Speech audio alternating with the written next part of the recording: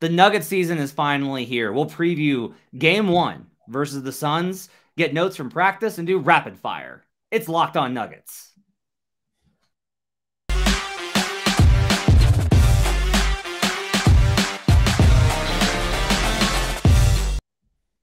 Hello, everyone. Welcome to Locked On Nuggets. I'm your host, Matt Moore, senior NBA writer for the Action Network and Nuggets insider for 104.3 The Fan in Denver. Glad to have you along as we start the 2021-22 Nuggets season. Joining me as always, my partner in crime, my compadre, my buddy, my consigliere. I don't know. Am I your consigliere? Or my wartime consigliere? Is that, are you mine or am I yours? We're each other's consigliere. We're co-consiglieres. It's Adam Mares from TheDNVR.com. Adam, are you ready for this season? I am so ready, man. I'm excited for this one. I'm excited for it to be back. And I'm excited to be back doing the show with you. Oh, thanks, man. We want to thank you for making Locked On Nuggets your first listen each and every day. We're free and available on all platforms, no matter where you want to find us. We're on 9 News Denver. That's exciting. We're on YouTube. You've got to check out our YouTube channel. Go to YouTube. Go subscribe. Locked On Nuggets. Subscribe. Hit the subscribe button. Do that for us. It helps us out so much. We really appreciate it. You get to see all of the weird stuff I wear around my home. I got my Action Network hoodie on. No hat today, which I'm mad about because I need to wear a hat when I'm on these videos. Adam still has nothing behind him because he's really lazy and will not decorate his home. Check it out on YouTube. On today's show, we're going to preview the first game versus the Phoenix Suns, get our predictions, all of those. In the final segment, we'll do rapid fire about how we think that game is going to come out. But first, in this first segment, let's talk a little bit about practice. We're talking about practice because the Nuggets have had a lot of it, Adam, after a year where they basically never got to have it. The Nuggets have had a lot of practice, and we had that disastrous practice on Saturday that had everyone kind of like a little bit shooken up. Like, I don't know how this is going to go. Last 2 days have been better, predictably. I was at practice on Monday. Malone talked about a number of things. So Will Barton. The conversation is basically this, is that they were playing sloppy. They were playing badly. They weren't ready. And Malone and Jokic and Barton all spoke up and were basically like, all right, let's cut the nonsense and let's get down to business. Jokic apparently, like Malone said that Jokic said we're going to get our asses kicked on Wednesday. So that's pretty direct language from the MVP. So look, a good day of practice, better energy in the gym. It is, the preseason's over. This is a veteran team now. I'm walking off the ledge of DEFCON 4 here. We're back up to like 4.75 with your Denver Nuggets. How are you feeling about things, Adam? I'm with you. You know, it was nice that they got a couple good practices in. And it's so funny, Matt, just the way we get glimpses inside. I've been thinking about this a lot lately with us not being in the arena for the last year and a half and how much we feel like, oh, you miss. And then when you go back into the arena and you're around, how you realize you see so much more, but you also see just what they, you know, in a lot of ways, what they tell you. Yeah. And the Nuggets were sharing a lot of concern out of Saturday's practice, Sunday's practice, even, you know, a little bit into Monday. But you're right that there has been a bit of a calming and maybe this is just the natural rhythm of a preseason where you had the sloppiness, you had the unfocused part, and then the team rallied around and it's like, okay, now it's go time and they're in a better spot. That's the vibe I get. But again, I'm hyper aware at this moment that that's the vibe I get because that's what's being told to us through the people we talk to at practice. I'm also interested in whether or not Jokic basically putting his foot down and being like, all right, that's enough, was in part because he saw like how Malone was reacting over the weekend. That it was just like, all right, guys, like we're going to kill the man. Let's lighten up and let's buckle down and get a little bit more serious here. And, you know, it's hard to tell. Like, it's hard to tell the difference. It's so funny. And it's hard to tell the difference in whether it was Bucks Nets, honestly, on the first game of the season was kind of interesting because like Reggie Miller was talking about how the Nets just aren't playing very hard right now. And like all these type of things. And from my vantage point, it was more of, no, like the Bucks are just way more physical and intent. Like they have a lot more intent. They look great, by the way. They looked really good. Yeah, because they're not just a team that shows up and expects to beat everybody because they have 2 superstars. Like they're an actual team. Like they've been through hard times. They're on ring night. They are celebrating. Like they're not done. They didn't just get that title and we're like, we did it. Right. Like they're coming. Great start for them. But this is part of it, right? It's like, were the Nuggets lackadaisical on Saturday because they're not connected and they don't have the personalities necessary, or was it just a bad couple of practices after a bad week of preseason? I've thought a lot about the fact that the Nuggets missed Jokic for training camp. And who was it that was talking about this? Someone was talking about this, about how training camp used to be like 2 weeks, right? Like training camp was like a month, and then you had like a month of preseason, and then the game started. Now it's like training camp's 4 days. Right. And then you're into preseason. Yeah. But I will say this, like, I do think that one of the things is learning everything without Jokic, I think may have been different. Yeah. I think that may have been like strange. And so I think more time with Jokic is better for everybody, even though the starters played well. I did want to note, we've been kind of bandying this about. We talked about the loss of Wes Unseld Jr., and Malone made very clear to talk about how that was going to be a loss. He was excited for Wes, glad for him to have the opportunity, but it was going to be a big loss for them because like he worked with Wes since Golden State when they were both assistants there. Yeah. I did, however, ask him who the defensive coordinator is for this season, and it's going to be Jordy. Yeah. And Jordy Fernandez takes over as number 2 behind Adelman, and Popeye Jones is the third frontline bench coach. So Malone then said, "Is this because you want to know who to blame?" That was and I was like, "No, it's who to credit when the Nuggets play great defense." He's like, "Oh, okay, good save." Made mention of that. He did make mention on Monday that he will get ejected this season.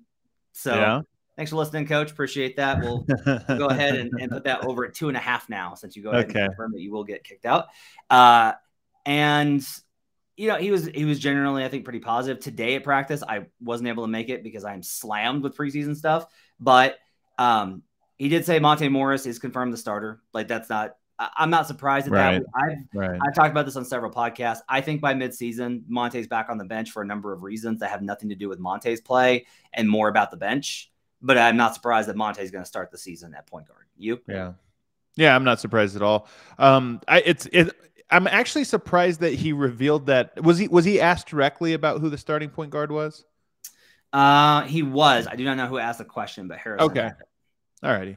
Because that was the only thing that would surprise me, is if he came out unprompted and said it, but just because I almost assumed it. And I think everybody else kind of assumed it as well, but yeah, not a surprise. Jokic laughed off. Like, he cut short a question about feeling pressure after the MVP. The quote was, "Brother, I could not care less," which extremely on brand for Nikola Jokic, and good, because TNT referred to Giannis as the reigning MVP going into. Yeah. I'll tell you this, Matt. It only took me 1 day of the season being back for me to be over the NBA. I say this every year, but I love the Nuggets. I love watching the Nuggets, but every time I step outside the Nuggets, like into the general NBA world, I'm just so annoyed. And it took 1 day. I think it's going to be a little bit better this season. I think that the disrespect that Jokic gets will continue, because this is part of it. Like, Jokic isn't like, this is a good example of it. Jokic isn't going to demand respect. Yeah, he doesn't want it. I mean, part of this is the under-discussed part. Jokic doesn't do his part to be a star because he doesn't want to be a star. He wants to be a star talent, but he doesn't want to be a star person. Yeah. And so some of this is like, why does Mike Wilbon still not know what his name is? That's because Jokic doesn't want to do interviews with Mike Wilbon. He doesn't want to do commercials with ESPN. He doesn't want to do any of that stuff. Yeah. And again, I still think if you're covering this league and you become one of the main faces, you need to know the MVP's name. But I guess it gives it. There's another aspect, another layer to this we don't talk about too often. All right. So there's 2 theories here. I do want to talk about this real quick, and then we'll go to break. I do want to talk about this real quick. Several people have called him Jokovic. Okay. Is it based off of the Joker nickname and it being related to tennis? Is that the connection? Or is there some sort of like floating inside NBA, like inside locker room joke going on? No, it's not a joke. It's not like, there are people that make it a joke.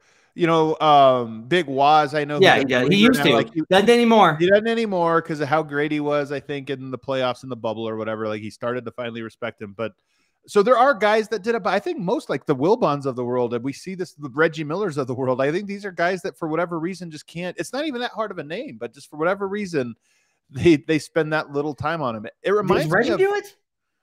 Reggie has done. I believe Reggie has done. I could be wrong. I could be I'll wrong. say I know this, he likes Reggie. Jokic. I had a lot of respect for Reggie last year. This was mid-season. Like this wasn't even before the Embiid injury. Like he was like Nikola Jokic is your MVP. Yeah, he likes Joker. Yeah, he was like more people need to watch this guy. It's just to me like when Giannis came into the league and like he had a really tough name, right? And by about year 2, it was kind of like, all right, guys, this guy's really good and he's kind of an important figure in the NBA. So the tough name thing, like just you got enough. You need to know it. You just need to know it. Like that's part of your job now. And I feel like and then you get into your year 4 or 5, you still heard the jokes, but it became cringy. I don't know why it's not cringy with Jokic anymore. He's a good enough player that it's like, hey, you just need to know the top 10 guys in the NBA. You need to know their name. You need to know basic facts about them to be able to talk about them. And so it blows my mind. But like you said, it's not going anywhere. We're in year 7. It's still here. We're going to get this for 15, 20 more years. Yeah.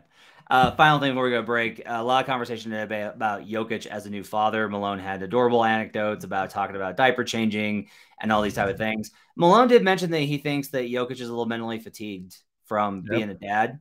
And I'll bring this up.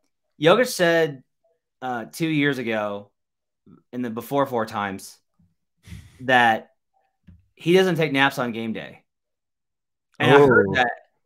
And I went back and asked him, I was like, I need to confirm this. You don't nap on game day? And he was like, nope. And I was like, you're not tired at all? He's like, no. He's like, and he was like, very in typical Jokic, like he was annoyed. He was like, no, I don't take naps. This is not a thing. Don't ask me about it. Like, it's just not something I do. Right. What? This isn't a story. I just don't take naps. Is there an update now? Papa Jokic? I'm going to have to ask him as we get into the season because, like, you and I both know baby sleeps, you sleep. And naps are crucial that first year. When you are a first year, this is the biggest thing. First kid, first year dad is entirely different from the rest of the experience. You agree? Yeah, I do. I just don't know about a professional athlete situation. Like, I don't know. Look, I'm sure. Right. Because he could have he could have a full-time caretaker. I get it. Like, he could have a full-time caretaker, or you know, again, I don't know the status. I don't know how their relationship works. I don't know this or that, but Jokic does make $30+ million a year. And I just think, like, I imagine there's like a conversation between, hey, it's, you know, game nights. I need rest is why I get paid this much money. I'm not getting up. But I don't know. I imagine it's different for every relationship and every father. You want an anecdote? Okay. Tracy McGrady saw a significant decline in both his performance and his injury health. And he would later admit to suffering from lack of sleep due to his newborn. To the point where, like, it was like a prevalent story. Free Darko, I have a print of Tracy McGrady, and it's a graveyard of like zombie hands reaching up to grab a soaring Tracy McGrady with bags under his eyes. So then no story there. Let's take a break. We'll come back and we'll get into what everyone wants to get into, which is this revenge game 1. Hey, now for real game though. 1 versus the Phoenix Suns. We'll preview that game as we come back on Locked On Nuggets. But first, SweatBlock is amazing. Okay. It is getting cold in Colorado. So you think, I don't need to worry about it. No. If you're doing it smart in Colorado, you're like me. You wear layers and layers and layers. And that means that your internal temp is going to get pretty high. Like even in my little hoodie here now, it's getting a little roasty, but I'm dry as a bone because I use SweatBlock. It's absolutely 100% foolproof. It's got a 7-day guarantee. You know, these wipes, they stop sweat for 7 full days. Like all of these different stories, there's so many different people that use them, whether it's for a presentation or a date or there's athletes that use them for their post-game interviews, all these type of things. Doctor created, doctor recommended. They got a dry shirt guarantee. If they don't keep you dry, you get your money back. It's not just, by the way, for your armpits, chest sweat, back sweat, which is gross, feet sweat, also gross, hand sweat, also gross. Use it anywhere, and I mean anywhere that sweats. If you or someone you care about is dealing with excessive sweat, you have to check out SweatBlock. Get it today for 20% off at sweatblock.com with promo code LOCKEDON or at Amazon and CVS. We'll be right back on Locked On Nuggets.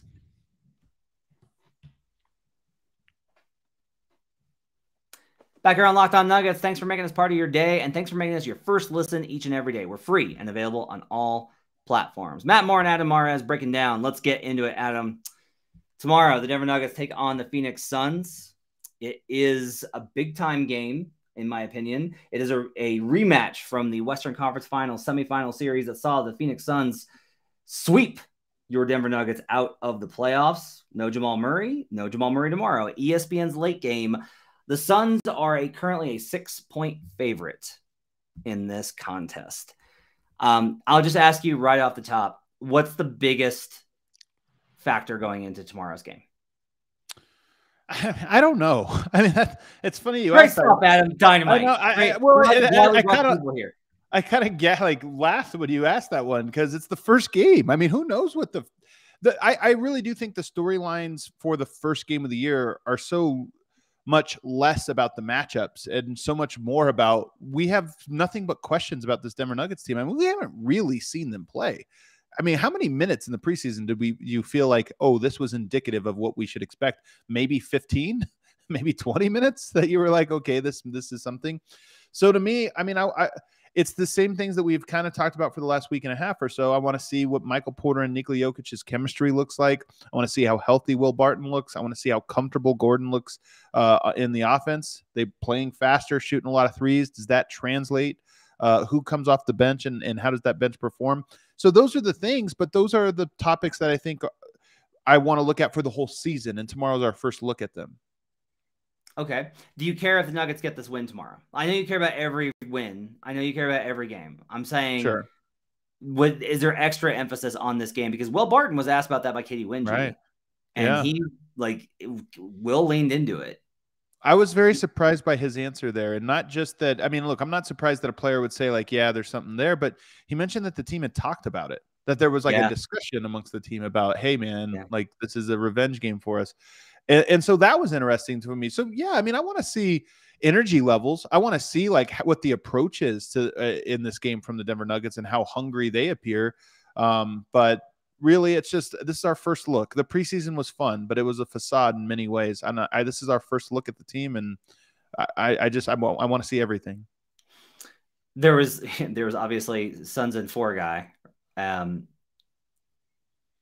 there was a lot of chirping in that series.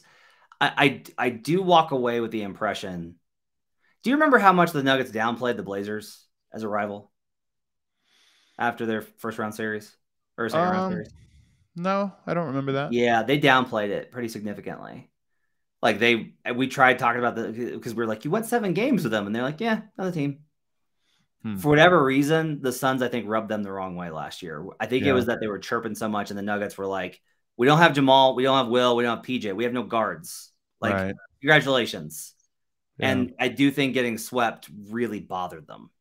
I hope so. I mean, I hope so, Matt, because I look at this team and I wonder about that motivation factor. You know, I mean, the game 82 several years back, that was a defining moment for the next season for them. And it okay, it was that. I don't know. It's hard for me to know if being swept motivates them or not, but I hope it does because I think they need that motivation. Every team needs a little extra motivation to get you through an 82-game grind. I am obligated because of my brand to tell you that tomorrow is a conference game, and so it matters for tiebreaker. The Nuggets are likely to be involved in That's true. Seeding. That's actually true.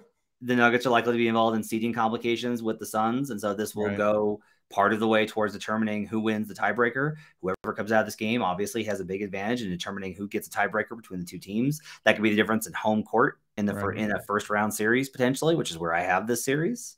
I think I have it right now as Suns Nuggets first round with Nuggets as home court. So that's my preseason projection. Obviously I have them winning since I have them winning the entire thing. It's hard for me to say that they're going to lose the first round and win the title. Stupid lack of double elimination. So, all right, can I go through? All right, we'll take a break in a second, and I'll add this to rapid fire.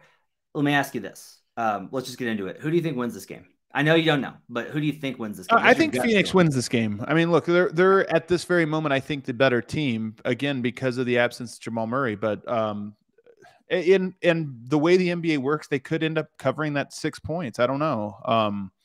But I don't know. I want to see how competitive Denver is. I just want to see how they look. I want to see what this. There's so many questions. Think about it, we have way more questions than we have answers on this team right now. Here's another one. Like, is Bones going to play?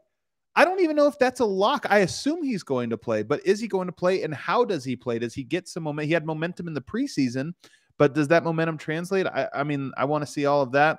So I think Phoenix wins this one. I think Denver, it's not that they don't have pressure, but I think this is a game you look at it and the schedule comes out and you go, okay, probably a loss. But, there's opportunity in that. You want to ease into the season, given the uncertainty of everything.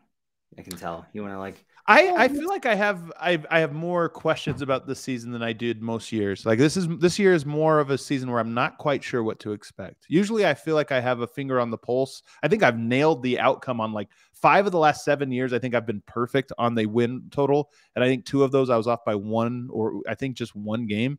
This is the year where I'm like, I don't have that much confidence. I'm guessing 49 games. That's my official prediction, 49 wins. But I feel like I might be off by quite a bit, and I'm not sure in which direction. I also like the Suns in this game to win. I think that they win this game. I think they cover. I think they win by double digits. A couple of things. One, I actually looked this up. Jokic's numbers versus Ayton are significantly different than they are versus everyone else. If you look at how he shoots versus centers when they're defending, his actual effective field goal percentage is the lowest of anybody. He's got more than 25 contests against. So, like, I get it. He's the MVP. He's awesome. I've seen him destroy Ayton, but Jokic has admitted that Ayton is a tough matchup for him. Like, he's up front about that. And I think he gives him credit. I don't know if I don't know if he said Ayton is a tough matchup for me. I don't buy this. This was what I don't buy. I don't think there's anything Ayton does that's particularly unique that bothers Jokic. But he played a series against him without Jamal Murray, and there wasn't a whole lot the team could do. But we'll see. We'll see what happens. So my numbers were based off of the regular season when Jamal played. Nuggets won, right? They won 2-1. Yep. With an overtime win on the back-to-back. I don't think they had Michael Porter in either of those, and I'm not sure they had Aaron Gordon either. They definitely didn't have Aaron Gordon. Well, I mean, at that point in the season, it was early, so actually not having Michael Porter Jr. at that point was actually a good thing. I get it, but I'm going to go off of what Joker's comments have been about Ayton and say that's he likes it. They have a very complimentary relationship. It's kind of funny. It's kind of cute. It's kind of adorable. Obviously, it's a challenge. I think the Nuggets will be able to. They'll probably run more of their actual scheme, which they didn't in that playoff series much, playing at the level. But I do think that they're going to still get in rotations and they're going to give up corner threes. And I think the bench is it's a total mismatch. Cam Payne, Cam Johnson. Yeah, that's a really good bench. Even without Saric, they've just got a lot of weapons. And the Nuggets bench has been such a dumpster fire. Yeah. I think that that second quarter they're going to get ran pretty hard. I actually think that there's a good chance the Nuggets lead after the first quarter and then are down by 8 or so at the half when they give up a big thing and then the starters come back in, and it's that thing we've talked about where Jokic comes back in. He's like, "Really? I gave you a double-digit lead and you really?" I think one of those is going to happen.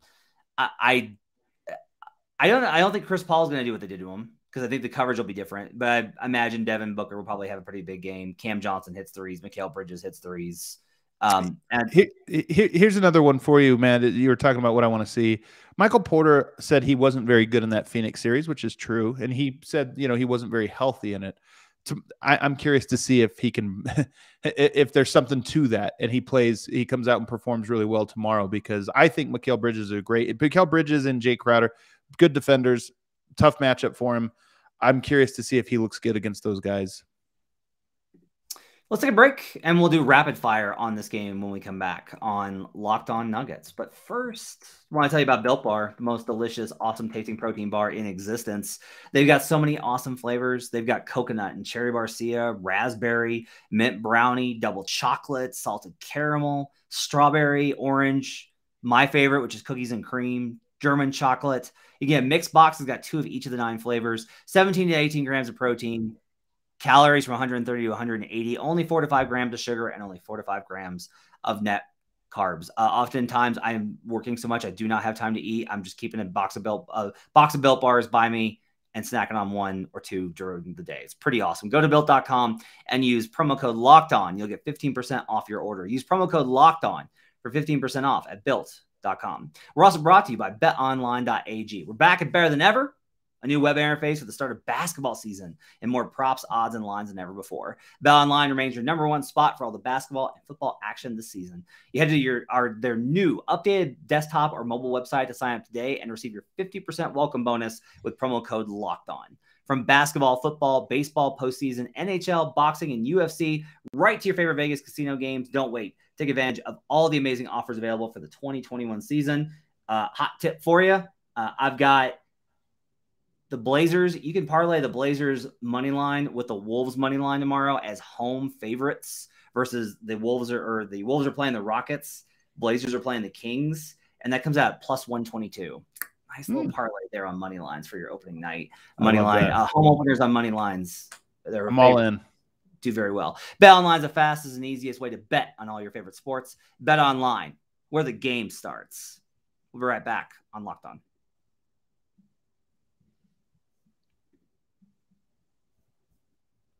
Thanks for making Locked On Nuggets your first listen each and every day. Now make your second listen Locked On Fantasy Basketball. Josh Lloyd hosts the #1 fantasy basketball podcast on the planet. It's free and available on all platforms. Also, make sure to check out Locked On NBA. On Thursdays, it's me with NBA Stock Watch with Jackson Gatlin. And on Friday, it's Adam giving more of his takes, presumably about how he doesn't know what to think about anything. On Locked On Fridays on Locked On NBA. You want the hot takes. You want the hot ones. I don't have them for you. You know, come on, man. You got to load up. Let's go. All right, rapid fire here. Going to go burn through some questions here about Game 1 versus the Suns. Leading scorer in the entire game, both teams. Who's the leading scorer?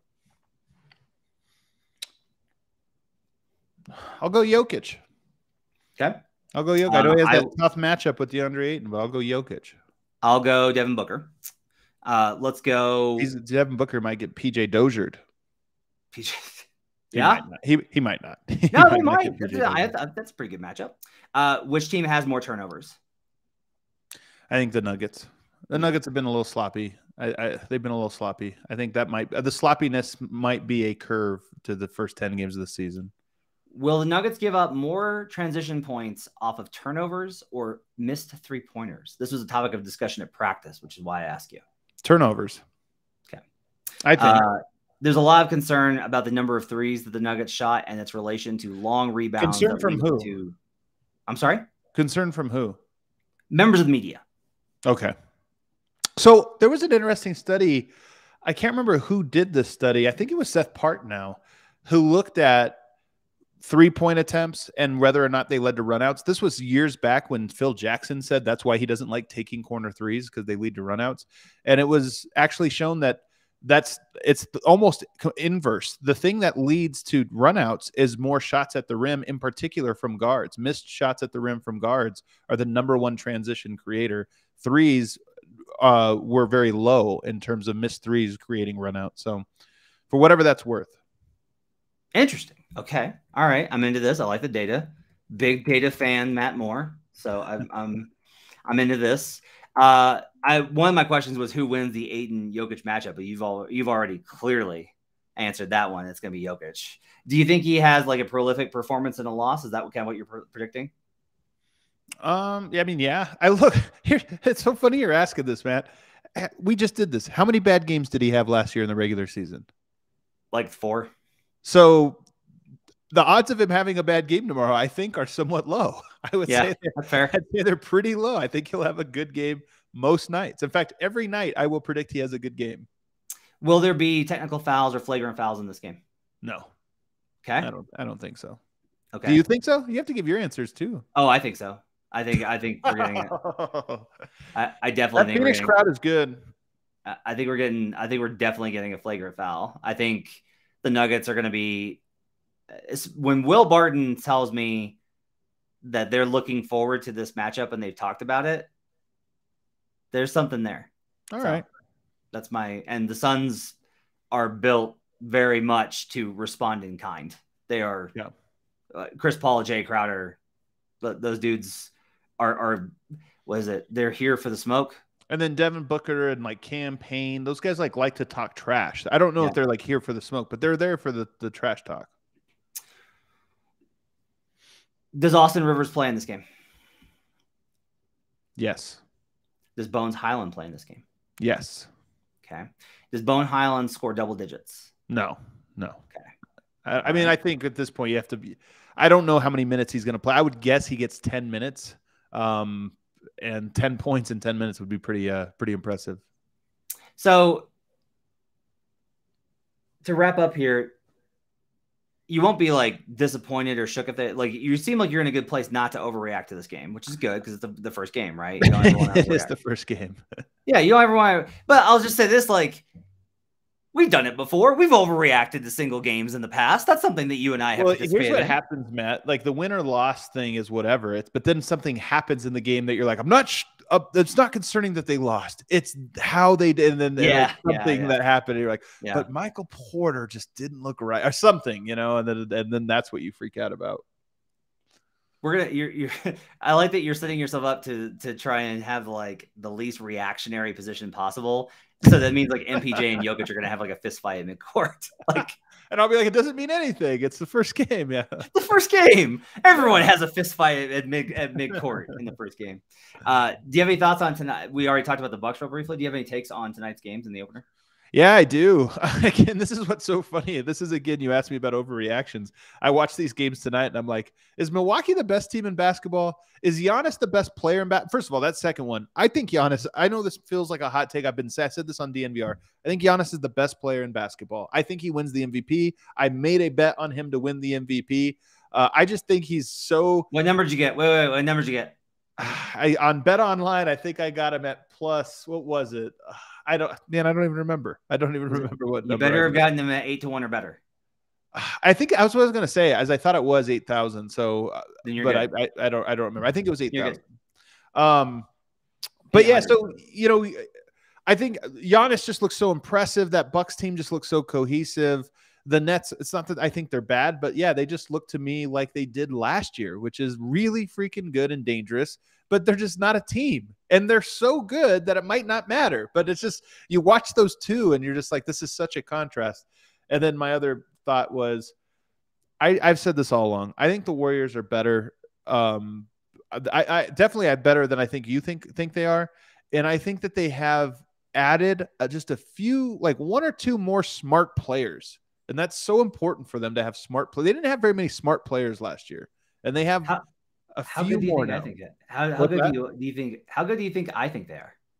I mean, you're always low on the Warriors, so I don't know. I have the Warriors, 3, right? The 3 seed. I have the Warriors as the 3 seed. I bet them to win the division, and I bet them to win the title. Yeah, well, there you go. And I bet them tonight, my friend, and I bet them live at the half. Here's oh nice, that was a great call. Although this was a classic Warriors game, wasn't it? Here's my take. The Lakers had a sneaky large amount of things go their way tonight. LeBron couldn't miss. Yes. Anthony Davis couldn't miss. Yes. Avery Bradley couldn't miss for a while there in the fourth quarter. And they still kind of got blown out at home. And I know it wasn't a true blowout, but it was a little bit of a blowout. So I look at that one and I'm like, look, the Lakers are going to get it together. They're going to be good, this or that, whatever. But there were some interesting things that happened with them today that fit the narrative. Westbrook, where does he fit in? He doesn't really. That fit the narrative. So I thought that was interesting. My last thing, man, I know I'm talking a lot here, but I've said this for years, and it was never more true than watching tonight's game. I love the way the Warriors play, and I think Jokic offensively, it's the perfect system for Jokic. And when I watch it and I watch the Nuggets, I'm always blown away at how different the style of play is. And I wish the Nuggets had a little bit more of that in them.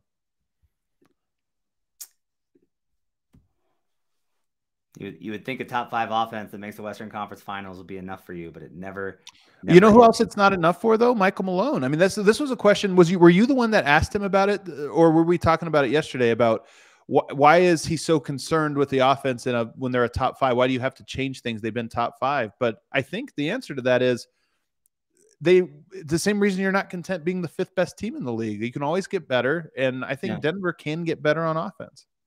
Fair. I I'll say this. I'm not necessarily worried about the Lakers from the perspective of there's an adjustment period with Russell Yep. Westbrook. Everyone's Yep. everyone's gonna kill him over the Right. next 24 hours. It fit the Terrible. narrative, so everybody gets to be like, see, I was right. Yeah. Yeah. And it's just like, look, there's an adjustment period to playing with Russ, and there's an adjustment period for Russ with playing with others. It takes him time. Like he's Well, that not. adjustment period for Russ has been, what, 11 seasons. So No. I'm a little bit less optimistic about that part of it. No, I mean, Russell Westbrook was an MVP candidate from 2012 to 2017. He was a legitimate top level. He was a great player. I mean, Yeah. really, really unguardable in many ways. Yeah. And at this point in his career, he's less. And the shooting is a problem. And the way the teams are used to him is a problem.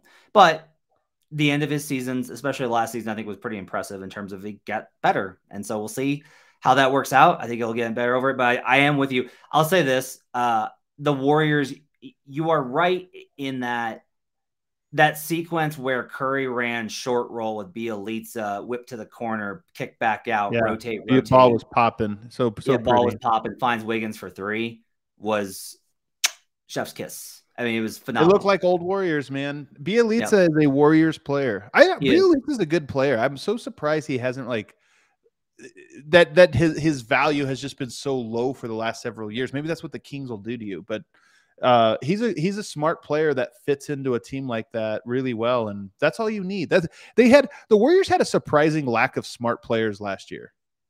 I'll say this, much like with Iguodala, I think that there are personality things that get along better when you're at the level that the Warriors operate at. Does that make sense? This is part of the thing, like with Draymond, is Draymond's shtick and his whole thing wouldn't go over in Orlando, or not even Orlando. Just like if you're like a middling team, like if you're just like the Pacers, sure, it's caustic and annoying. But on these really high level, high ceiling teams, it's good to have tension. My understanding is that Bielitsa fits into that category of a person that rides the wave of tension. Yeah, I would imagine that's true. But I think even beyond that, just the basketball stuff, like he sees the court, he keeps the ball moving, he knocks down shots, he's tough. Like even defensively, he's not a super defender, but he just sees the court. He knows what's going on. So, and then you bring back Iguodala, even though he's old, he just knows what he's doing. Poole has been impressive. He knows what he's doing. Kevon Looney knows what he's doing. He's not great, but he knows what he's doing. It's just, you put smart players on the court and you can do the complex stuff that makes the Warriors special. All right, let's go wrap it up for Locked On Nuggets. Thanks for joining us on today's show. We'll be back tomorrow post-game. We'll have reactions from the first game of the season heading into Game 2, the home opener on Friday night. Please make sure to rate, review, and subscribe. Follow us on YouTube. Subscribe to us on YouTube. Hit me up there. Follow us on Twitter. I'm at HP Basketball. He's at Adam_Mara. You can find his work at thednvr.com. You can find my work at the Action Network and on the Action Network app. Thanks for joining us. We'll see you guys again next time on Locked On Nuggets.